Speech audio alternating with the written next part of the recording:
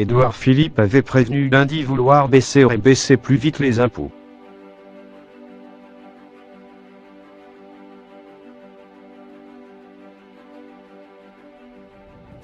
Selon les informations du journal Les Échos, le gouvernement prévoit de réduire la pression fiscale de 14 milliards d'euros entre 2019 et 2020.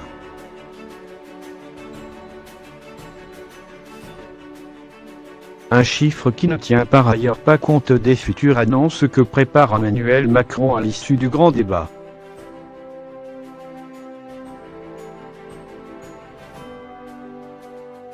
Selon les données du programme de stabilité auquel le journal a eu accès, Bercy prévoit ainsi 10,6 milliards d'euros de baisse d'impôts pour l'année 2019 et 3,1 milliards en 2020.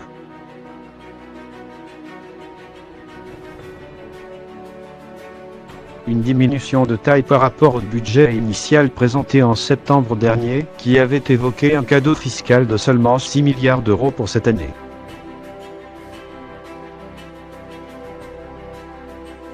Un effet gilet jaune.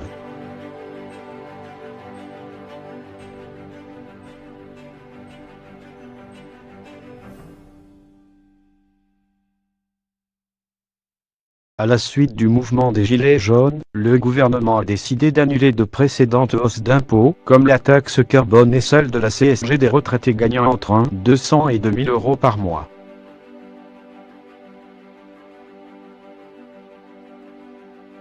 S'ajoute aussi la défiscalisation, impôt sur le revenu et cotisation sociale, des heures supplémentaires.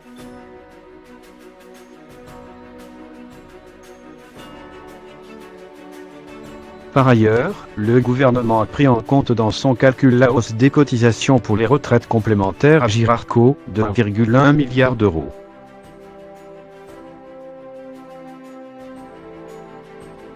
Pour l'année 2020, la baisse doit continuer avec l'achèvement de la suppression de la taxe d'habitation pour 80% des ménages, et la poursuite de la baisse de la défiscalisation des heures supplémentaires.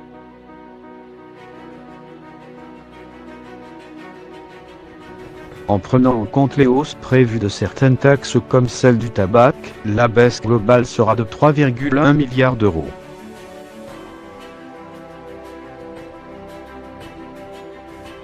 Du côté des entreprises, les impôts vont légèrement augmenter de 200 millions d'euros en 2019 si l'on écarte les effets temporaires de la transformation du CIS en baisse de charges, 20 milliards d'euros en 2019, puis ils baisseront de 2,4 milliards en 2020.